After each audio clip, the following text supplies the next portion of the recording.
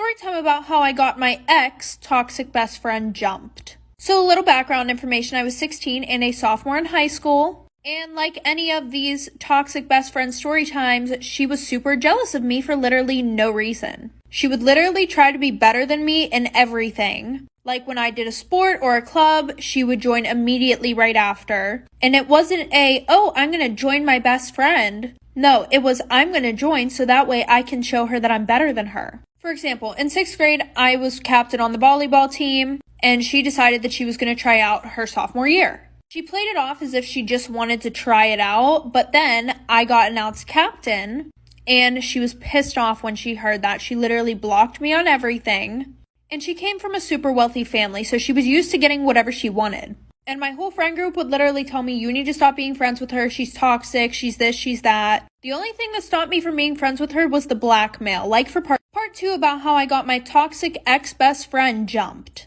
So like I said, the only thing that was stopping me from not being her friend was the blackmail that she had. Every time that I pissed her off, or even just randomly, she would be like, oh, I'm gonna send this out. I'm gonna expose you. She was just overall a shitty friend.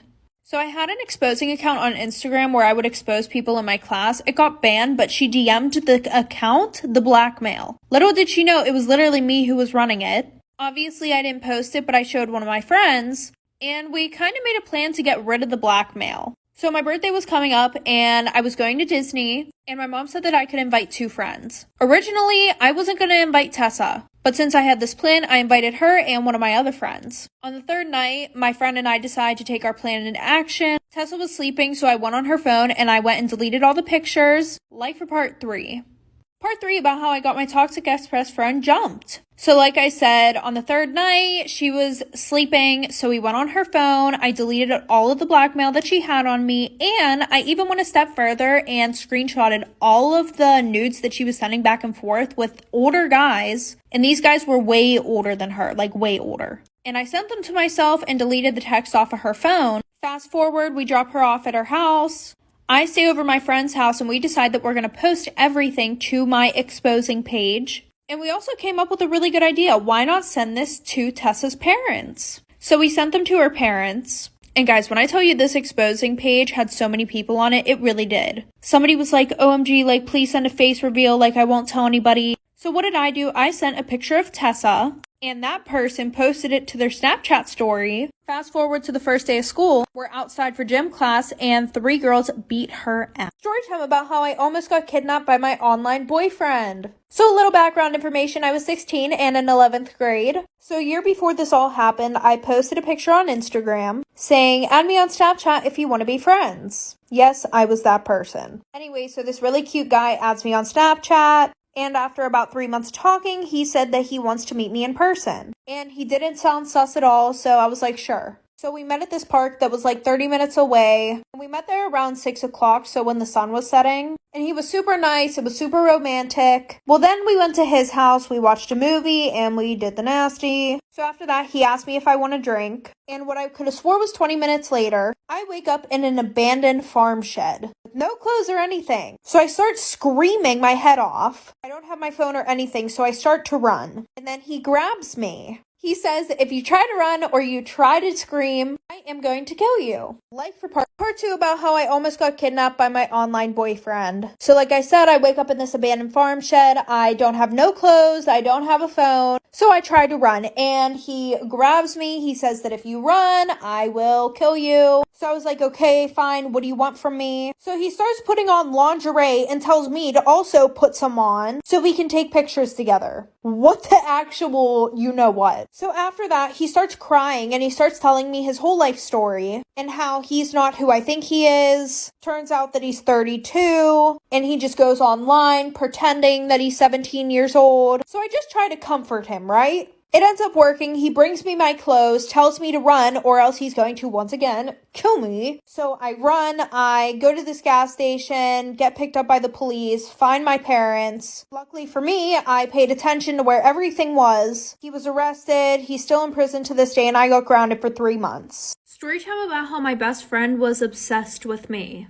And I'm not saying obsessed as in, oh my god, like, you know, she does her hair like me. No, I'm saying in a creepy way. So a little background information, I was 14 and it was the summer before I was going into high school. And I had this best friend who we're gonna call Madison. Now, I met Madison like a month before school ended. She was one of those kids that nobody really liked and nobody wanted to be near.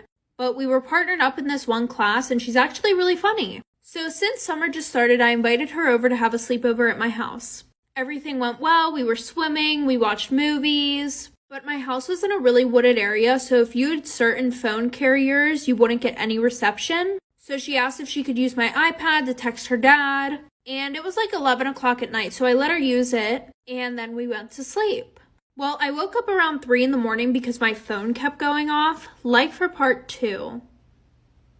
Part 2 about how my best friend was obsessed with me in a creepy way. So like I said, I woke up at 3 in the morning because my phone kept going off and it wasn't dinging or anything. It was just the light flashing when it would go off and on.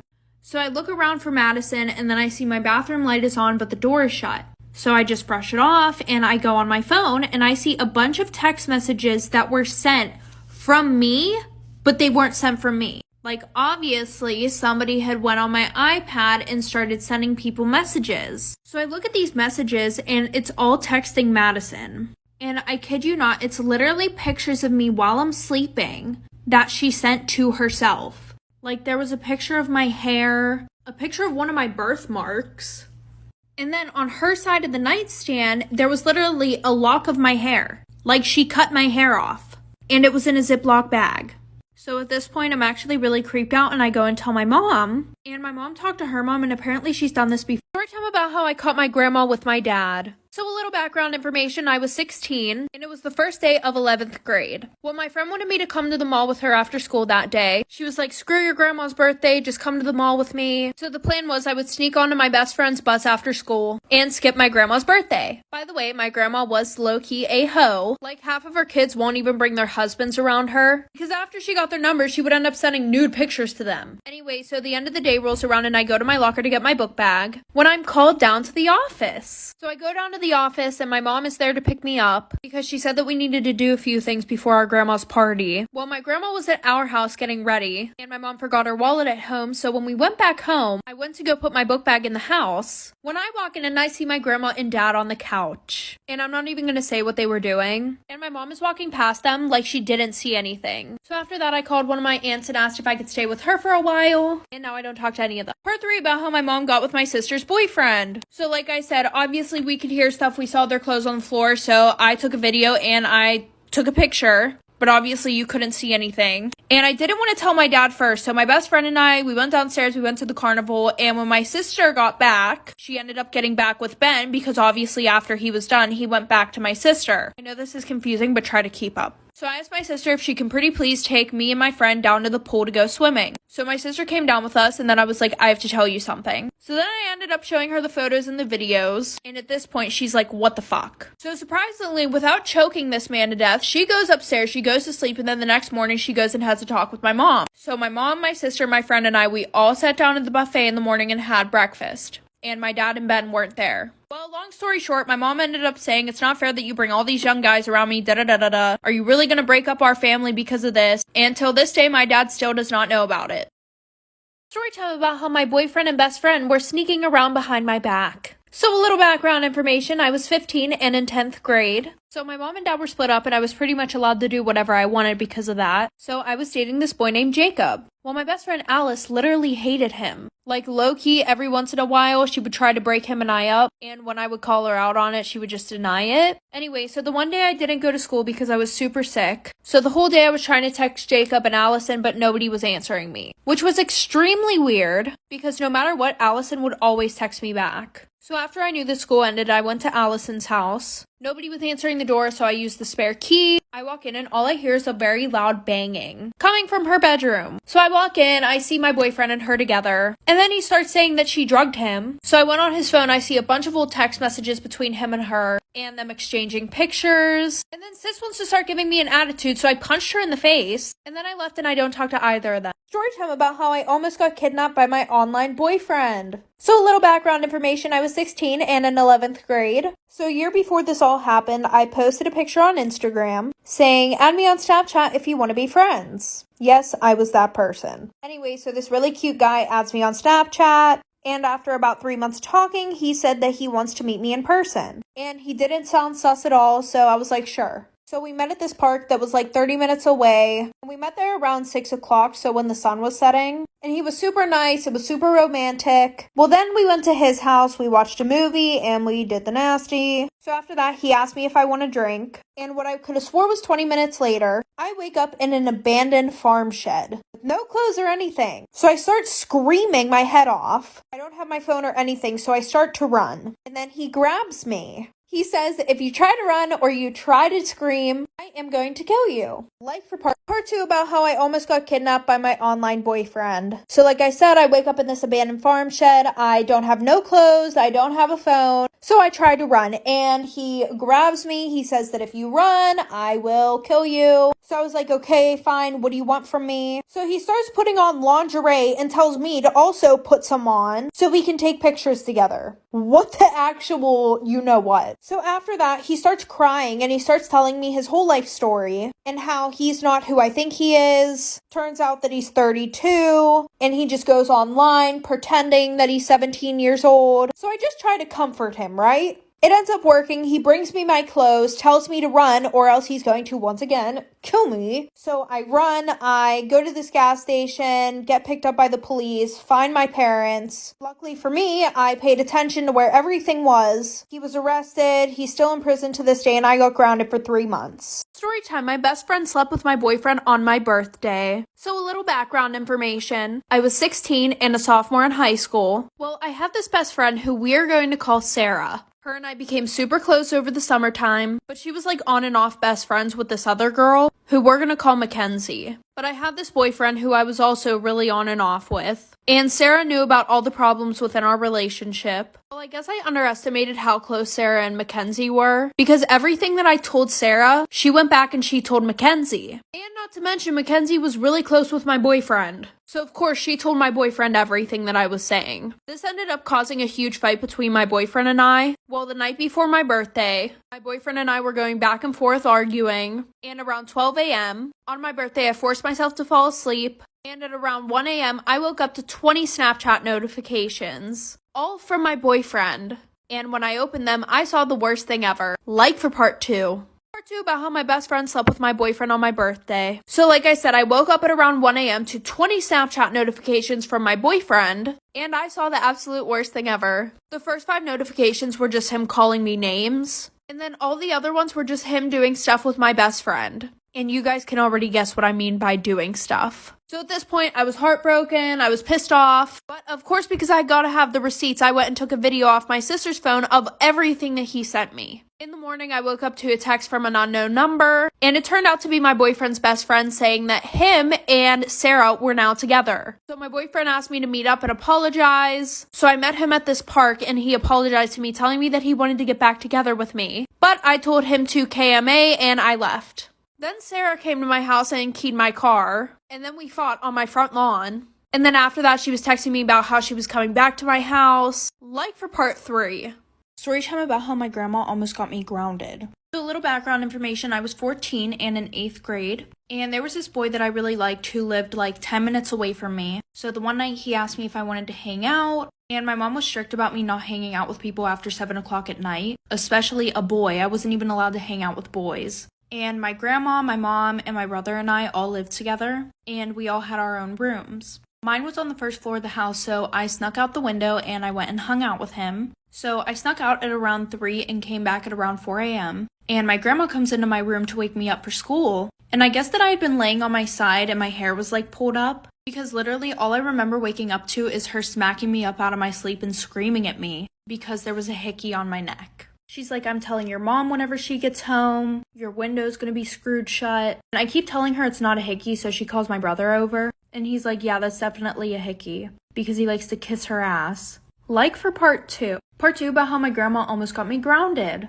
So like I said, she's like, I'm telling your mom, and I keep telling her that it's not a hickey. And thankfully, my mom already went to work. She had work at 6 a.m. So I got on the bus, I go to school, and I'm talking to my friend and telling her about how I'm literally going to be crucified whenever I get home. And she told me about how her older sister was in like the same situation that I'm in now. So she texted her older sister asking what she did because she never got caught. And I was like, okay, well, if she used makeup, my mom's going to find out because she's not dumb. Well, apparently her older sister burnt herself with a curling iron. Yes, literally burnt herself, but she ended up getting away with it. So fast forward, I get home at around 3 o'clock and I sneak in through the back door so that way my grandma won't see that I came in the house because she literally would have made me sit in the living room until my mom got home. So I go upstairs and I burn myself with a curling iron, which is not fun. Like for part 3.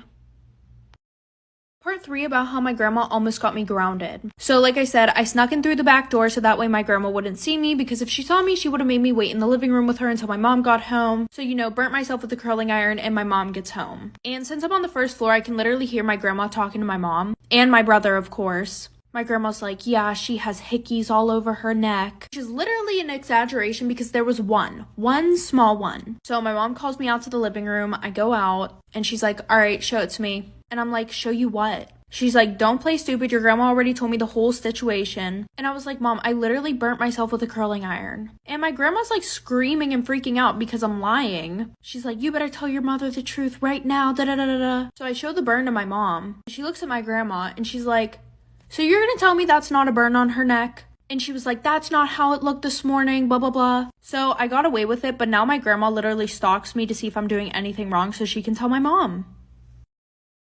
Is a $40 foundation better than a $9 foundation? The two foundations that we have going up against each other are the She Glam Complexion Pro and the Airbrush Flawless Foundation. This at least looks like it's $30. So on this side, I'm going to do the She Glam foundation, and on the other side, I'm going to do the Charlotte Tilbury foundation. First things first, both of these foundations claim to have a matte finish that lasts all day, and it is supposed to feel like nothing is on your face. Also, both of these are supposed to be full coverage, and that's good to put to the test today because I do have a few blemishes.